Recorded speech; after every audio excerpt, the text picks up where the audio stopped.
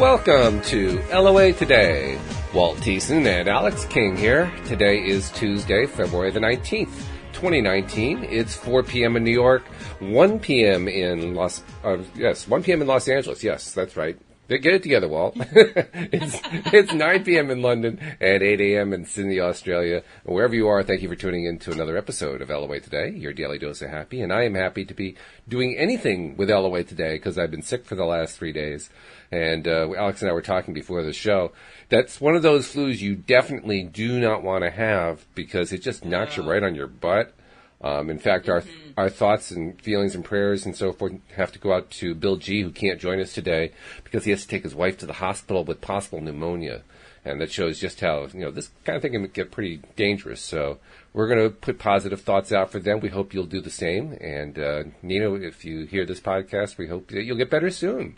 Keep thinking those positive thoughts. Keep thinking about how great it's going to feel when you feel better again, because that'll get you there quicker. It worked for me, I can tell you that, Alex. Yeah. I mean, seriously, I was working really hard on that, particularly Sunday night and Monday, just taking my mind off of the fact that I could hardly get out of bed and just focusing as long as I could for periods at a time of what it's like to feel good, what it's like to feel healthy, And it does make a difference. I mean, that combined with huge amounts of water made a big difference. And today I found, I've got some energy back. I mean, I'm not 100%, but, I got energy back. That's good. I mean, I did the podcast this morning. I went out and did a couple things, came back and fell asleep, which is not my normal pattern. But I got through 3 hours. I got 4 hours, actually. Yeah. I got 4 hours of activity, and that's 4 hours more than I'd done the previous 3 days combined. So there you go. So, fortunately, you've already been through that. You don't have to deal with that right now. So I'm hoping you can tell me you had a great weekend. I don't remember my weekend. What did you do?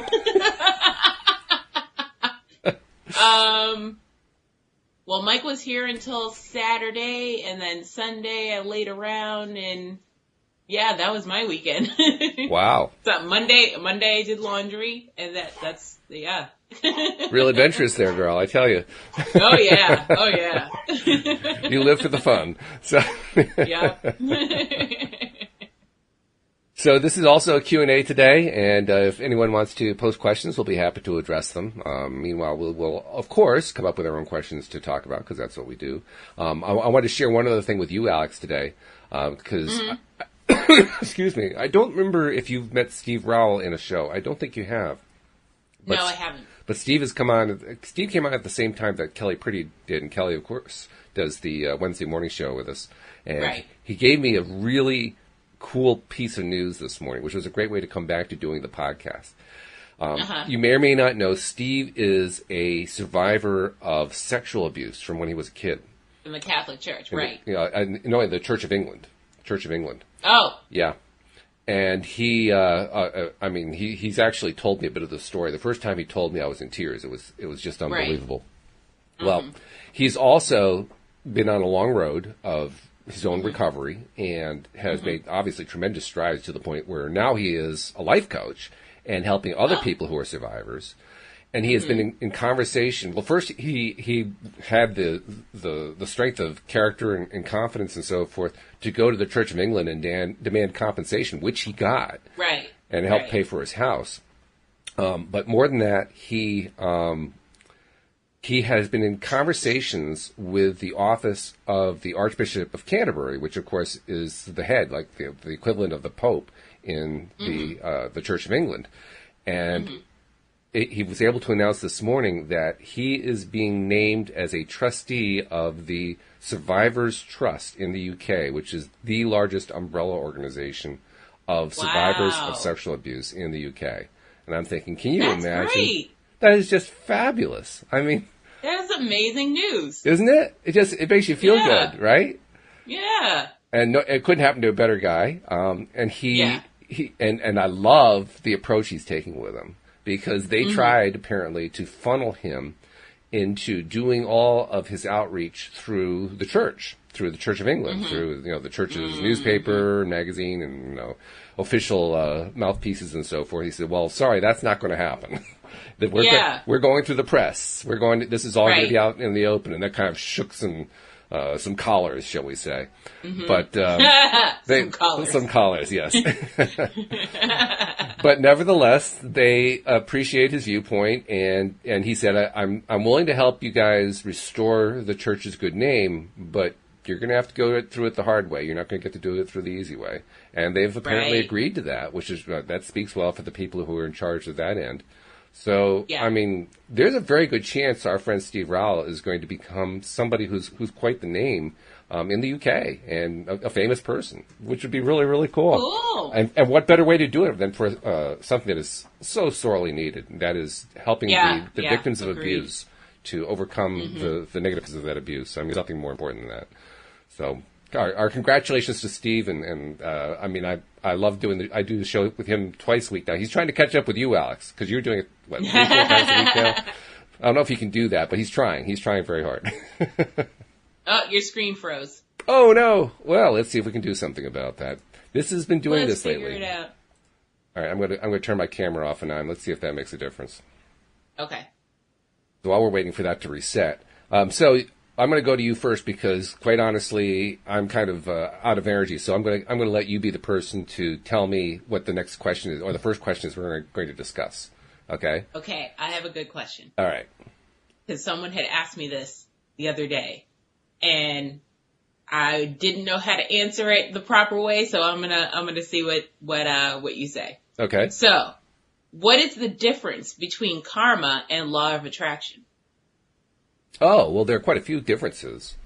I mean, I'm not an expert on karma, per se, so I'm probably not going to give a complete answer about that. What I do understand about karma is that it's about bringing along... Well, first of all, it's part of the process of what they call reincarnation, coming back over and over and over again into this this planet, into this physical sphere. Oh, I didn't even think about that part. Yeah. That's a big part of it. And in the process of doing that, we're also kind of bringing ourselves along from the past. So any past stuff that we haven't... There you are. Oh, I did it. It got back. Good.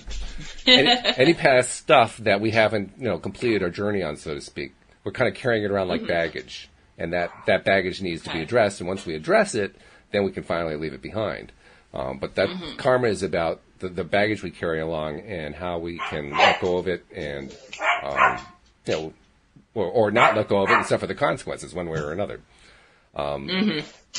Now, law of attraction applies in all aspects of our life, right? So, and it sounds, is that Leslie or Chloe? Sounds like she agrees, but maybe she should be giving the talk. Oh, kids. So, but since law of attraction applies in all areas of our lives, it certainly is part of karma. I mean, certainly if we are people who are bringing stuff along from past lives, and Linda Armstrong has talked about this extensively, then, that has a lot to do with what our focus has been, right? Our focus continues to bring more and more stuff like that into our lives. So there's where the overlap is. And when we are able to change our focus and, take steps to break the cycle of karma, so to speak, and finish past business or leave it aside, release it in the ways that Linda has taught us to do through the meditation she's been teaching us to do in the last 5 weeks especially, then we are changing the karma. We're changing the karmic experience for ourselves. And that's law of attraction right there. So, there's a definite overlap. Because law of attraction covers all areas of our life, but I wouldn't say they're the same thing at all. They're quite different. Okay. So does that answer it? I hope it does. Yes, that definitely answers it. That's the non-expert version of what karma is about. Yeah. You talk to an expert, and they can go into far more details about... I'm sure. Akashic records and all this other stuff, and it's like half the time my mind starts spinning when I hear a lot of it. But but a good question. I don't think we've had that question before. That's a good question. Yeah, a lot of question karma. Yeah. The only thing I used to know about karma is the joke that I would tell. It was kind of my way of deflecting the fact that I didn't know anything about karma, and so my reaction was, well, I really don't worry one way don't worry one way or another about karma. All I ask is that you don't let your karma run over my dogma. And after that, I'm fine. No problem. I know, it's a terrible joke. God. But it's a great way to deflect. It really is. It's so bad, it's good. Oh, your karma ran over my dogma. Oh, that's fantastic. See, this is when you know you're feeling good, because I tell a really bad joke and you're laughing anyway. That's definitely feeling good. Oh, my God. So let's see. Oh, and Jeffrey says, karma, what goes around comes around. That's true. That is part of karma. Yeah. And that was the part that I was having the difficulty trying to explain the difference with. Was, you do bad things and then bad things happen to you. Mm-hmm. And vice versa in good things. So, like, how does that separate from law of attraction? It seems to me that karma is almost more about the consequences side than it is about the cause and effect side. Yeah, yeah. You know what I mean? I mean, you don't often hear about people... You occasionally hear about people referring to good karma, but it's always in passing. Bad karma is the one that they're all focused on. See, I'm always talking about good karma, because I'm like, no, I'm trying to get that good karma, so I got to behave today. But yeah, I mean, that's deliberate creation, really. Good karma, bad karma, that's what are you going to focus on, that's what you're going to get more of. So, yeah. To that extent, there's definite overlap, for sure. Right. I agree. Okay, so it's my turn to come up with a question. Let's see if I can do that in my half-awake state. Well, okay. This comes right out of my experience the last few days. When you're not feeling yourself, when you're feeling unwell, what steps do you take in order to change your focus so you can start getting better? What's your approach, Alex? How do you do it? Oh, I don't know. I'm a miserable patient. I'm like, oh, Mom, I'm dying.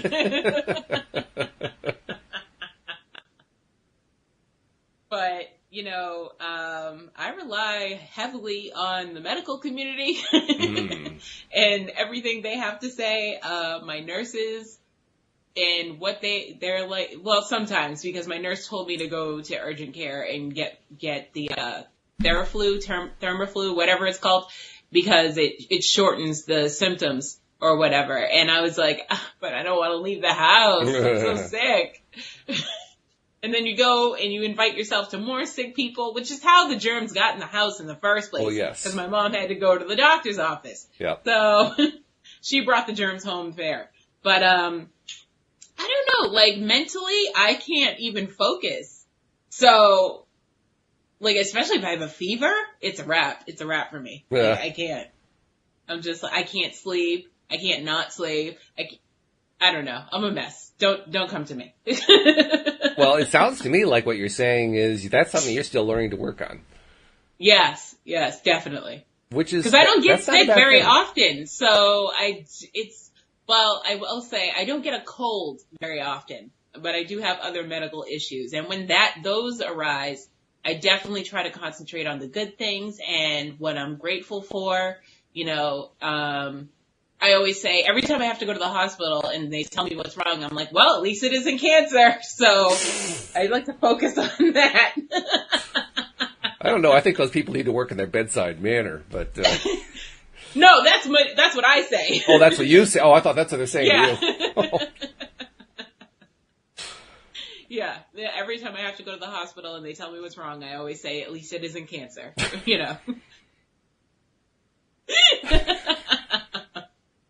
That's very common, though, isn't it? I mean, how often do people look on what could be the bad side? Well, at least it's not that, Yeah, exactly. Yeah, I think you're right. You need a little work on that. Yeah, I do. I have lots of areas of work, and that is one of them. Hey, that's part of being human. We are all learning. Right? We are all practicing.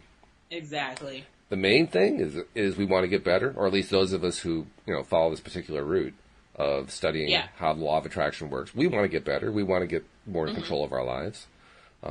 There was a guy who was posting, I don't know which group it was. It was one of the Abraham Hicks groups, but he was clearly he wasn't a troll, but he was clearly somebody who did not buy into what was being said there and was starting fights about it.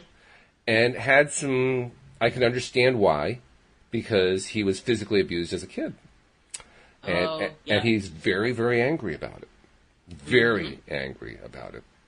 And the thing that I was reminded of as I and others were interacting with him is you got to want to get better. Yeah. You got to want to feel better. You got to want to get control of your life. Because we were all trying to assure him he didn't have to be in that place anymore. And he wasn't having it. He was not having it at all. He was more interested in hanging on to his anger and venting his rage. And you know what? If that's where you are and you just refuse to let go, yeah, you're going to get more of it, but no one can really help you. So, you know, that's the choice. He's getting something out of that. I don't know what. But on some level, he's getting what he feels is some benefit from that. He's just used to the feeling of anger. He doesn't know how to let go because he doesn't know what that's going to be like. Like, if you don't have anger, what else do I have? Yeah. That's true. That is a very common reaction. Steve was talking about that this morning. He was talking about how when he was dealing with, he said it took like 26, 30 years, something like that, for him to overcome what happened to him as a kid. Yeah. And to do it through LOA. In fact, he even mentioned how he'd previously gone through 12-step, and that didn't really help him at all. But, but it was when they have 12 steps for that? I wouldn't be surprised. I don't know. But yeah, they have 12 steps for everything, so they might as well. It wouldn't surprise me at all. But the point is that until he was ready to make the change, it was a tough change to make, and even then, it's still tough. I mean, there's a long journey you have to kind of go through in order to get through it. Now, is that required by law? No. I mean, it could be a quick journey if he was willing to make it quick. But in reality, like you said, he's attached to that anger. This guy that we were talking about, he was attached to this anger. And until he's willing to let go of it, then it's going to be a really, really long journey. And it's not just anger they're attached to. They're also attached to the idea of revenge. So they want the person who did whatever they did to them to feel the way that they feel in some way, shape, or form. Yeah. So but no matter what happens to them, it's never going to be good enough. So you need to just let that feeling go because you'll never reach your point of happiness. Yeah. Great point. In fact, I'm remembering one particular point in the exchange with this guy where I pointed out to him that the choice was his, and that he could continue to experience the rage if he wanted to, or he could change the feeling. And he took offense to that. He actually took offense to it. Yeah, because that would mean that he's no longer a victim. Right. Yeah, that victim card. It's hard to let go of. It really is. It really is. And I'm sympathetic. Yeah. But it's just hard. But I like to think that, because we do have the choice, because we do have the power to decide what we're going to focus on and thereby manifest what we want into our lives, I like to think that's a powerful thing to know. I think it's better. Yeah. I think it's much better than being a victim. And I never want to be a victim again. Yep. I never want to be in that role again. Exactly. In fact, Steve said something that really blew my mind. He said that he was not only able to overcome the victimhood role, but he was actually able to identify, he didn't go into details, but he was able to identify where he had made himself a victim to attract more of that abuse that he got. And I was like floored. Ooh. I was deep. Floored. That's just, that's hard. That's really hard to get to. Yeah. And he got there. I mean, whoa.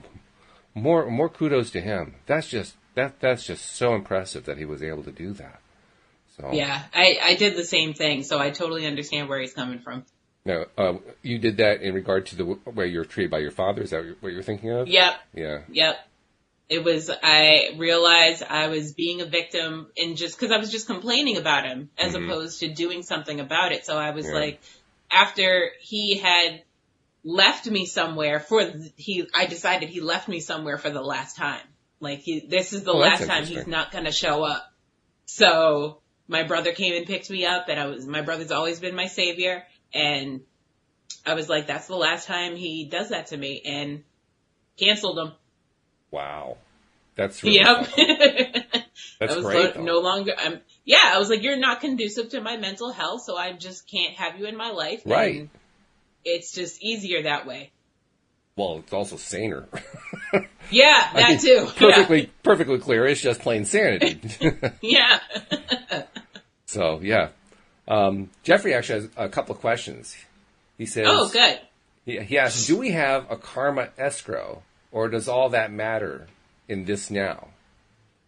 And I'll tell you honestly, I don't even know how to begin to answer his question, because it's a question that I've had about karma.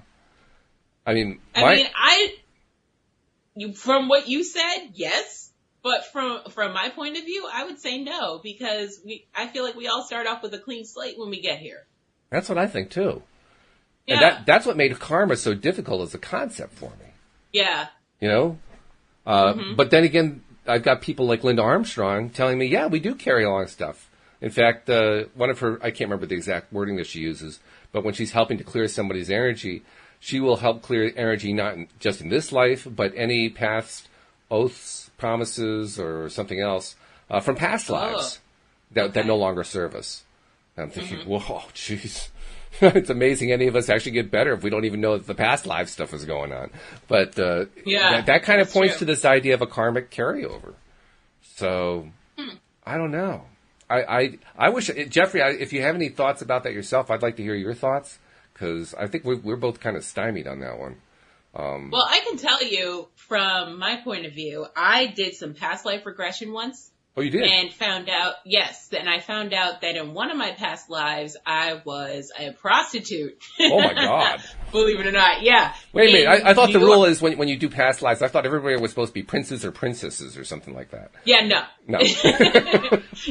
You are who you are. You are who you are. Oh, okay. People in the world, somebody's got to be something. We can't all be princes and princesses. Oh, okay. This isn't Disney. Oh, dear. Oh, no. So, yeah, I was a prostitute in New York, and I don't feel like that applies to me at all in this life. So no. I'm going to go with no. I think you're right. Yeah. I mean, I respect Linda like crazy. I respect people who are believers in all that kind of thing, but I think that's one of the main reasons we do come into this life with this blank slate. I think the reason the slate is wiped clean is so that we aren't influenced by that past stuff. I think the reason we choose to come back is to wipe the slate clean. Mm-hmm. Well, that's also karma right there. Yeah, well, yeah. Now we're on the slippery slope. We're bobbing and weaving. Yeah, we are. It's true. It's true. Yeah. Yeah, I don't know. It's one of those things that's hard to figure out for sure. I still don't know exactly what I feel about karma. Mm-hmm. I mean, that's why I whip out that bad joke periodically, because it's my way of saying I can't deal with this. I can't handle it. And Jeffrey also had a second question. He says, do you focus on the worst parts of being sick? That's a good question. And I think the answer is yes, but for how long? Not intentionally. Well, actually, you can do it intentionally. That is helpful if you do it for the purpose of working through it. Oh. If you do it for the purpose of just wallowing and being sick, then it's not all that helpful. It creates really strong rockets of desire to get better, but other than that, it doesn't really do a whole lot to help you get out of it. But yeah, it's like I tend to make things work. You do? Okay. I do. Well, you're probably like most people then, I think. Yeah.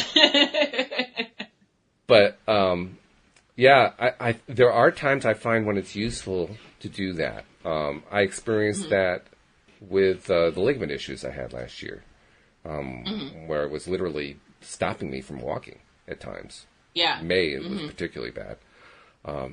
And when I was trying, I knew, here I am doing this podcast about the law of attraction, and I knew I should be able to defeat this. I should be able to overcome this with the power of my mind and my focus, my concentration, and so on and so forth. But the pain was chronic. It was constant. And it was strong. It was really strong. In fact, the only time I didn't really feel it strongly was when I was lying down. Even then, it was a near go, but but at least then it was alleviated somewhat. But moving around, sitting, just doing anything, just screaming pain. Really, really rough pain. Was it the worst pain I'd ever experienced? No, but, a scale of 1 to 10, it was probably a 5 or 6 all day long. So, that's enough to get your attention.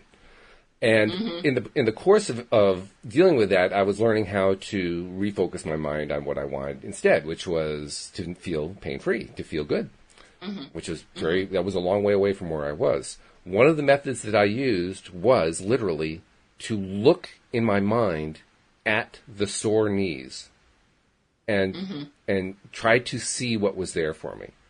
Because I think it was Linda who said something like, it may have been Patty Framo, I can't remember who it was. Somebody had mentioned to me, there may be a message in there for you. See if you can find out what the message is. And so I did. And I didn't really get a message per se, but what I did get was I became aware, I could actually kind of create a sort of a mental image of my knee with, because I had already looked up online to see how the ligaments come into the knee. There's actually 4 main ligaments that go through each knee. And I was able to visualize that because I knew I'd already figured out which ligaments were the ones giving me the problems. And I could visualize them being like lighted up. That was the pain. So it was like this line going down that side of the knee, and then the other knee was 2 of them. So I could see them lighted up. And in the process of doing that, I found to my surprise that it didn't hurt as much. Now, I can't say I got a definite message out of it, but by really focusing my attention on where that pain was coming from in a very precise, focused way, I somehow seemed to have reduced the amount of pain that was involved. And I can't say for sure, because it's certainly not what I related at the time, but I think it may have made it easier for me to do the exercise I was trying to do, which was to imagine what a good feeling knee feels like. I think that actually helped me to get there because it reduced the amount of pain. I'm no great expert at getting messages from stuff like that. I'm still learning from the people who are better at it than I am. But from I don't get that either, but it's okay. But from that experience, I apparently got some kind of message, enough to reduce the pain. What was it? I'm not really sure. It was like less pain. Oh, Jeffrey has another message. He says, this is how we heal ourselves through LOA and move through contrast. Oh, he's referring to focusing on the worst parts of being sick. Yeah. I mean, as long as it's a true focus and we're not doing it for the purpose of living in it, of staying in it. But if we're doing it for the purpose of understanding it and kind of listening to the pain. Wendy Dillard, who was my co-host for about 9 months, she did all the afternoon podcasts with me for 9 months. She used to talk about taking whatever the resistance is. You find some sort of resistance pops up. You take whatever that resistance is, and you kind of take it into your hands, and you ask it questions, and you feel it, and you kind of experience all sides of it. And the more that you play with it like that, it dissolves. And I think that's... So like sand. Kind of like sand, yeah. It's like holding sand, and instead of being held together by whatever water was there, it just kind of dissolves. So, yeah, something like that. I think there's truth to that. That may be why therapy works.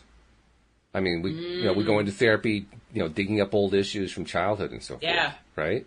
Yeah, you peel that onion back until you can fry it up. Yeah. And when you get that far, it just kind of loses its power. Yeah. Right? It does. Which is cool. Yeah, it is cool. It certainly feels better. Ugh. Yes, definitely does. But good questions, Jeffrey. Really good questions. Thank you, Jeffrey. Yeah. So, okay, let's see. I guess it's your turn. You got another question for us to figure out the answer to life, the universe, and everything? Yes. This is an interesting one because another friend of mine, who's actually a friend of my mother's, who I became friends with, asked me this question the other day. And apparently, he's part of this group where they have animal names but like adjectives in front of their animal names. So if you had an animal to represent you, what would it be, and what would be the adjective that you would put in front of that name? So I have to pick the name of an animal, like a lion or a zebra or an elephant, and then I have to put an adjective in front of that. Is that the idea? Yeah. Yeah. Okay. And the animals to represent you, and also the adjective, obviously. Oh, your screen froze again. Well, that's because I have no idea how to answer it. My screen Your screen was like, no, we don't know this one, Walt. This does not compute. Wow. See, where I get stuck on this is not understanding even, how do I describe myself as being an animal? What animal represents me, and why is it that represents me? My first reaction is just to go to astrology, because my sister has kind of grilled me on what my astrological signs are. Right. And my sun sign is Taurus the bull. My moon is Cancer, and then my rising sign is Leo the lion. So I think I'd pick either a bull or a lion. But what do I do with that? I'm not really sure.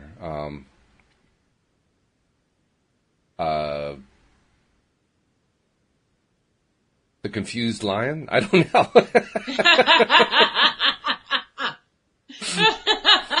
Well, there was a cowardly lion. Why not a confused lion, I like it, though. I kind of like it. It says you're brave, but you also ask a lot of questions. Yes. That means you're not afraid to ask a lot of questions. It's true. That's what that says to me. It's true. Yeah. That is very true. Yeah. I'm not afraid. I learned that from my father, actually. My father was the world champion question asker. He could ask questions about anything. It was amazing. Yeah. I remember it. We took a couple of long distance trips across country with tents and trailers and that kind of thing. Just to see the country and, to visit family and so forth, but mainly to see the country. And this was back in the late 1960s, early 1970s, which didn't have, a lot of the modern conveniences you have now. So a lot of the time, and the cars weren't as reliable, and, there were issues you had to deal with. And, let's say the car broke down, the engine had an issue or something like that. My dad would pull into this, gas station out in the middle of nowhere and absolutely grill the guy about everything about it. The poor mechanic would be like staring at him like, I don't even know how to answer the questions you're asking, let alone the ones you're about to ask me. Because my dad just would never be satisfied until he felt like he had the entire picture so that he could make a proper decision about what he was going to do. You learn watching somebody like that who can just ask a question to explore every aspect. We talked a moment ago about taking a block of resistance, something that you've discovered is getting in the way, and there's just working through it and feeling all around it and exploring it and asking it questions and so forth. That skill that I learned from my dad of just being really relentlessly persistent about getting your questions answered has served me in that particular purpose, toward the idea of getting past those resistances. So I don't really run into too many resistances anymore that I can't move aside. The hard part for me is identifying them. If I can find them, that's really the big part. But once I get there, I move through them pretty quickly. They can't really keep up with me.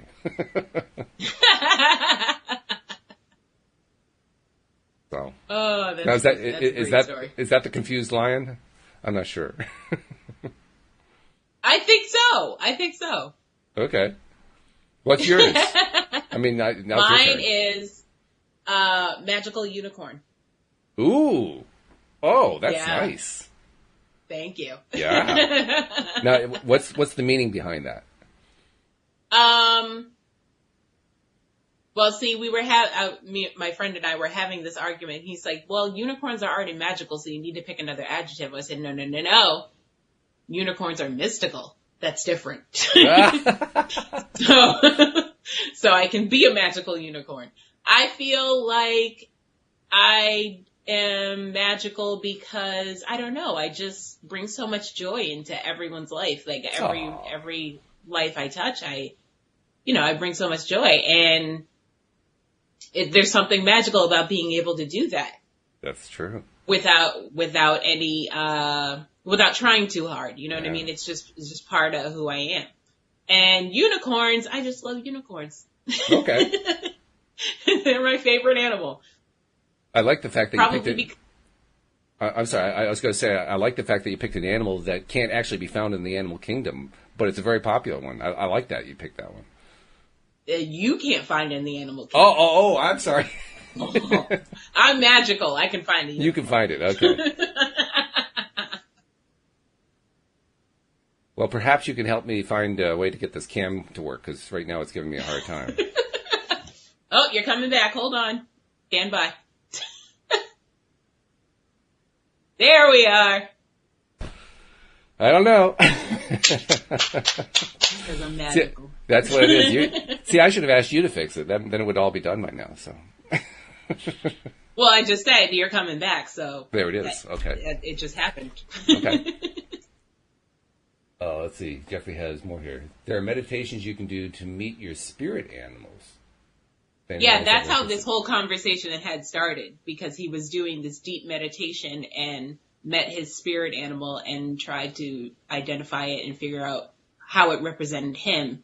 So now in his group of whatever, he is known as that animal. Mm-hmm. Okay. Mm-hmm. All right. That's another one of those topics that I haven't explored much. It's one that my sister tried to tell me about many years ago, and others have talked to me about too. Because spirit animals, Tom Wells, who does the Friday show with us Friday morning, very much into that because he had all this experience with shaman and so forth. They play a major role in Native American Indian tribes, but I can't say I've known a whole lot about them. I remember reading a book one time that kind of identified what the different spirit animals are for, and I don't remember which tribe it was associated with. But obviously it didn't stick very well because I can't tell you any of them. Some information we retain, some we refrain, so. Once again, I remain the confused lion.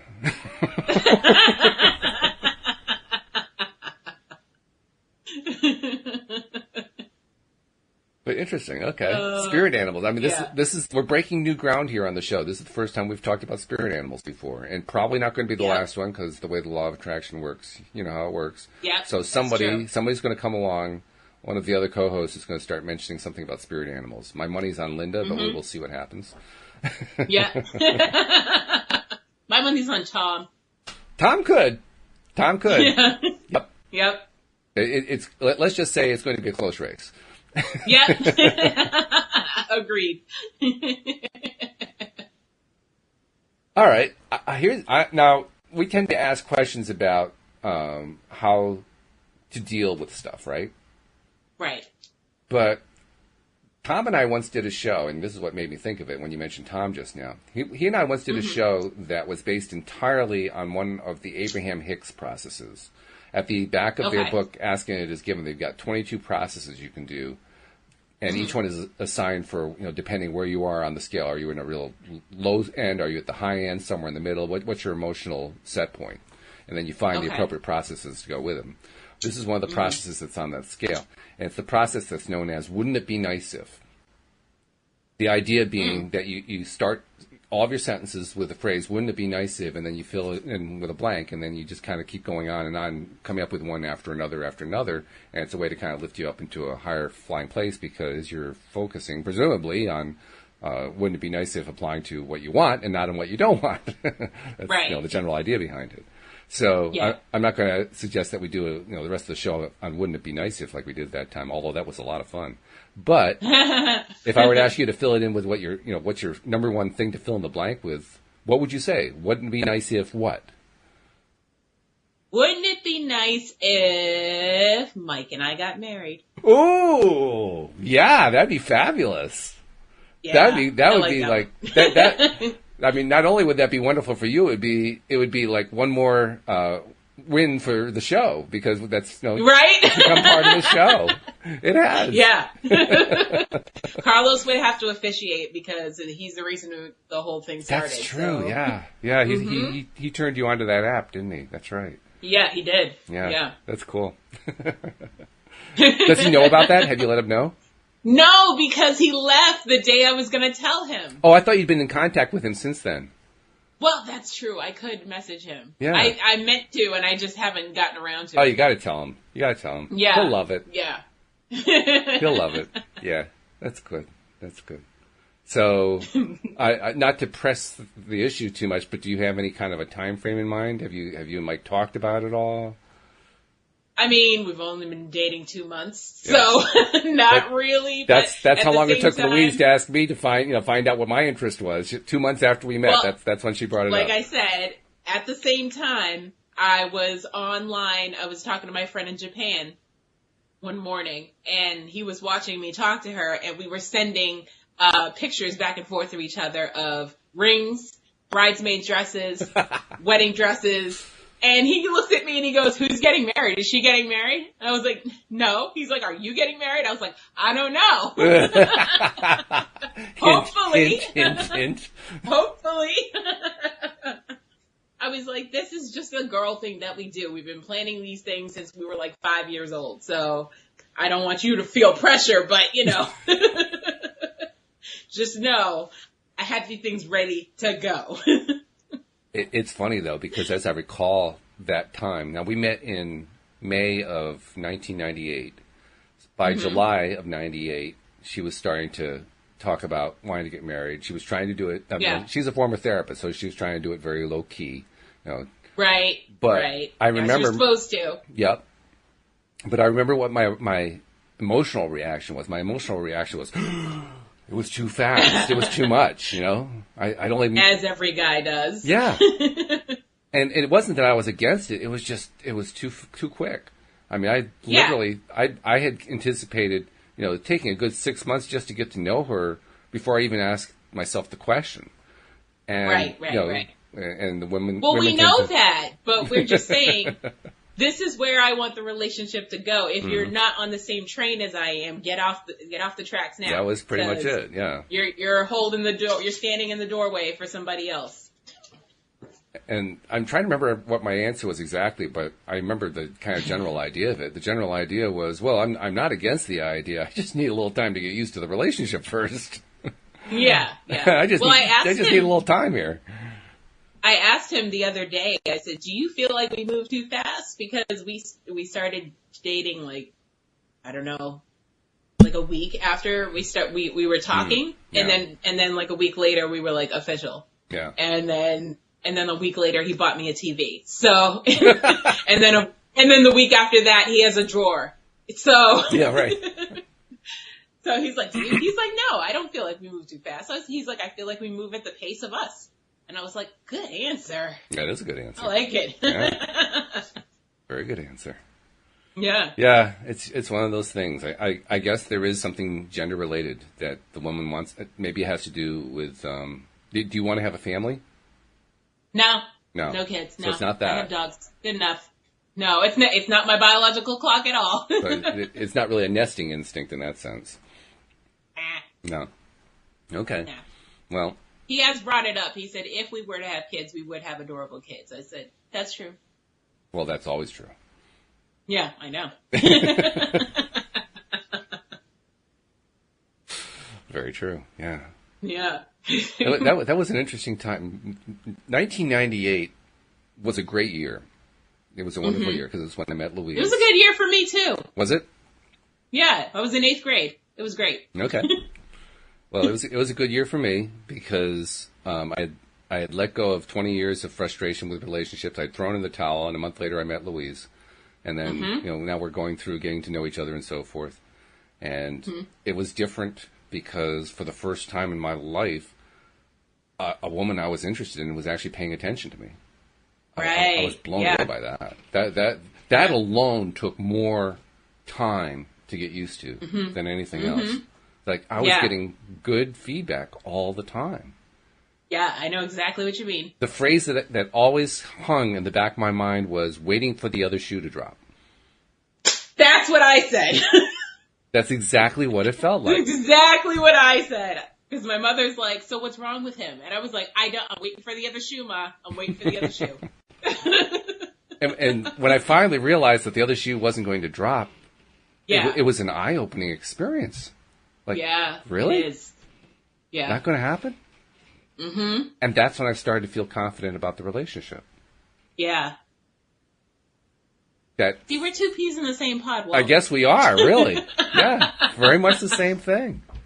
It's really something. That year, though, plus, for people who, I think most people around the world have heard of the New York Yankees, even if they don't know what baseball is about. Yeah. I've been a Yankee fan all my life. I grew up in upstate New York. That was I know. I'm not a Red Sox fan. It's terrible. But I put it this way. I supported the evil empire long before George Steinbrenner even thought about buying them. Wow. Okay. Yeah. Steinbrenner bought the Yankees in 1974. I was a fan in 1966. In fact, I became a fan the year they finished in last place. That's a real fan. That's gangsta right there. That's a real fan right there. That's an OG fan. Yes. And I did it as an 8-year-old kid for the best possible reason. Mm-hmm. The kind that you would associate with any 8-year-old, which is I saw this guy with the number 7 on his back named Mickey Mantle hit this towering home run into the upper deck. And I said, wow, I'm a Yankee fan. Wow, that was a long time ago. It was. And I actually got to see Mickey Mantle play in his last year in 1968. That is fantastic. Yeah. So anyway, so I've been a fan ever since then. Well, 1998 was a wonderful year for the Yankees. They broke all kinds of records. Yeah. They won the World Series. I mean, everything they did went right. And here I am having to choose on a daily basis. Do I spend time with Louise or do I watch the Yankees? It wasn't, I could do both. It was one or the other. And in a sense, that was a painful thing because here it was my opportunity to see my team having the best year of their entire history. And I couldn't watch it.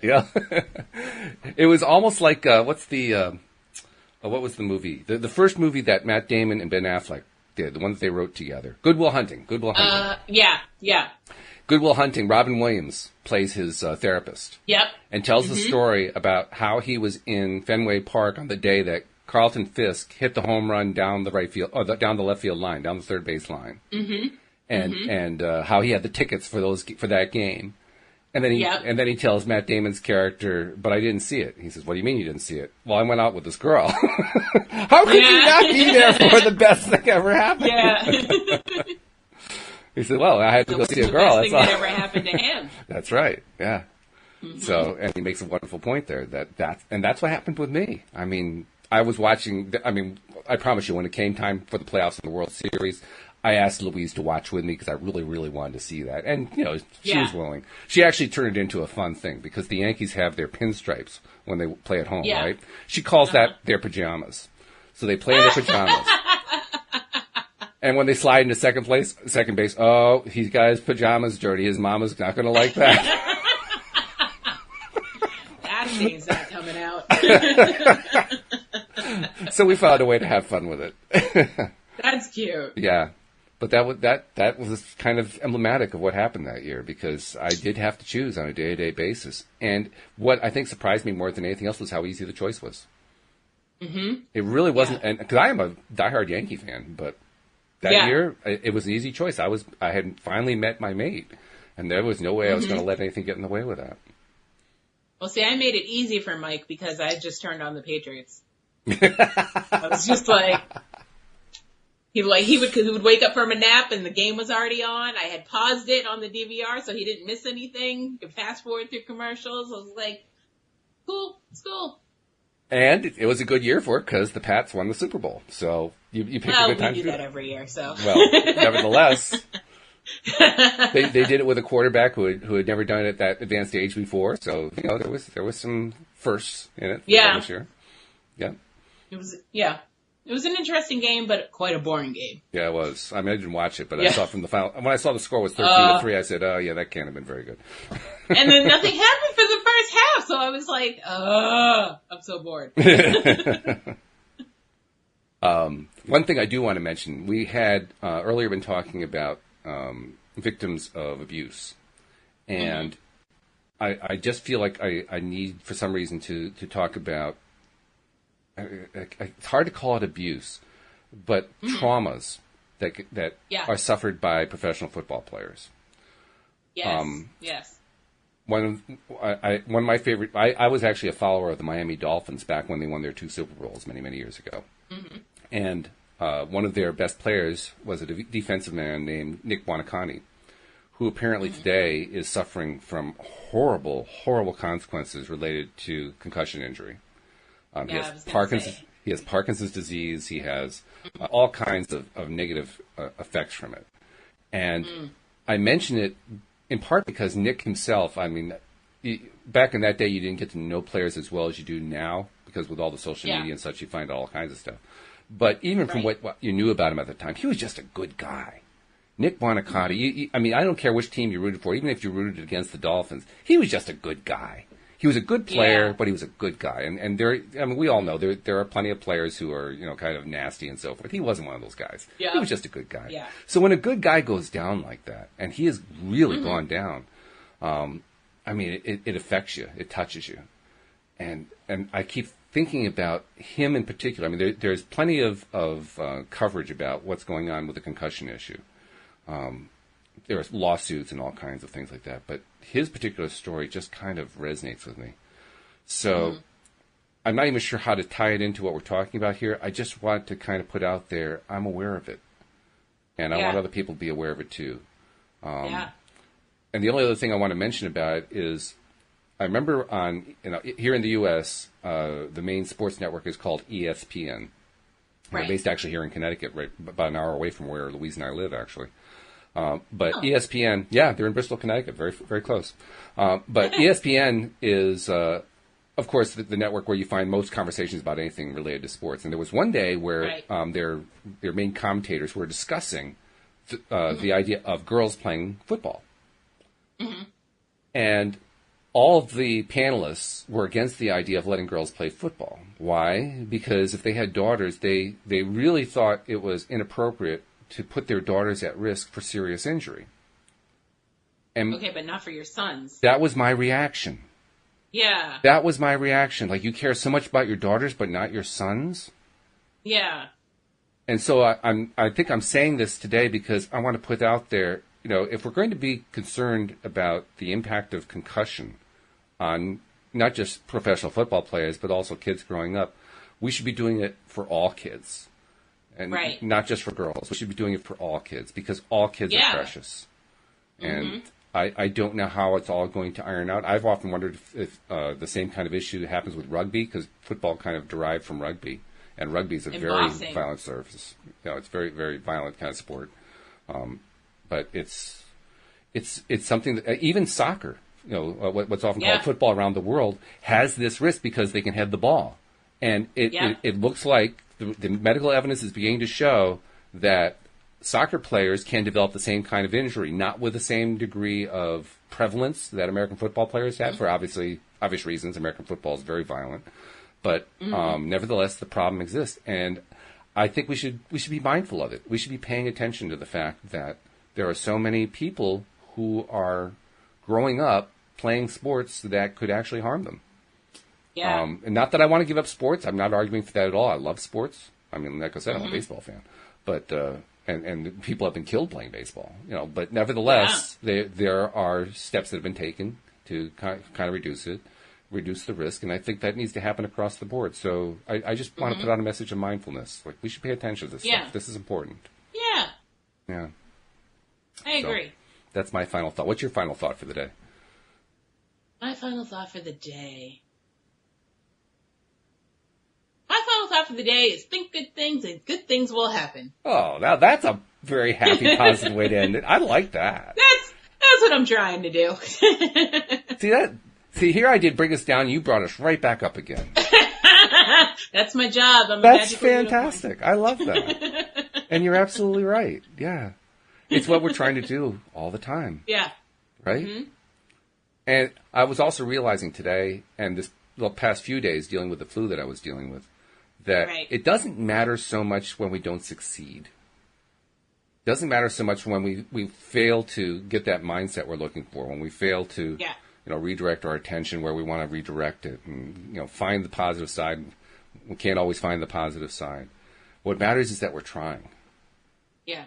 And that's something that doesn't often come up in law of attraction circles that trying is okay, trying is good. Yeah. Mm-hmm. You know, usually it's, you know, it's like Yoda said, you do or you do not. There is no try.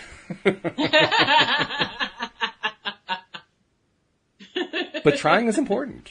Trying is another word for struggle. Yeah. And Joel Elston's been an advocate of struggle for quite some time. The importance of it, the value of it, the power behind it. And it's something that I think deserves a lot of attention. So while we're being mindful of the sports industry, let's also be mindful of the importance of trying and trying and trying. You know, struggling through it, working your way to it. Because ultimately, that's how we become deliberate creators anyway, right? Yeah. I mean, I know you do. I see it every time I talk with you. I don't know if you're aware of it. Ever since that you first came onto the show, which was, what, about 4 or 5 months ago, something like that? Something like that. Ever since you came on, when you first came on, I mean, you were great. You were kind of on. You were on stage more than anything else. And then very quickly, you just kind of fell into, this is your daily routine. This is what, not daily, but your weekly routine. This is something that you just do regularly. And you kind of let your hair down. You stopped coloring your hair, among other things. Yeah. Well, I think part of it is... You got comfortable. You got very comfortable, no doubt. and through that comfort, you kind of exemplified, well, here's a girl, I mean, you've had lots to deal with. I mean, oh my God, how many things have you had to deal with? If you count them all up, probably half a dozen of them. Oh, I don't even know. It's countless. Yeah, it's crazy. But you, by example, have been showing how, well, you know, if at first you don't succeed, try again. Yeah. And you just keep doing it with a happy smile on your face. Like, whoa, that's probably the most wonderful example to have. So thank you for offering that example. Yeah, no, you deserve credit for that. You really do. I try. Considering everything that you go through, you're always laughing, you're always joking, you're always smiling. That's really something. So. Yeah, I haven't had a lot of bad moods lately. I mean, I went through a period where, you know, it was all bad moods, but yeah, I don't do that anymore. I cancel those emotions. Good for you. Yeah. Well, what that tells me is at some point you're going to start seeing some changes in your experience where the various things you're dealing with occur. You know, hopefully. I think you will. I think it's going to happen. Yeah. I mean, the first one that comes to my mind is the agoraphobia, the fear of being out in public spaces and so forth. I have a feeling that's going to somehow start alleviating itself. I don't know how, but somehow. Yeah. I think it's going to, just because of how wonderful your attitude has been. Well, it's starting there because Mike likes to spoil me. So he's like, oh, let's, like, for instance, when he bought me the TV, he's like, oh, let's go to BJ's and buy a TV. And I was like, BJ's is such a big store. And it's Saturday. Oh. So everybody's going to be there. I was like, I don't wanna. Yep. But luckily the TVs are right by the entrance, so we were in and out. That's good. But was it a good thing? I got a TV, so. How bad could it be, right? But no, I mean, and I had my service dog with me, and I had Mike, so, you know, it wasn't good. Oh, no. My cat just stepped on this. I think I lost. It was like my turn. Oh, dear.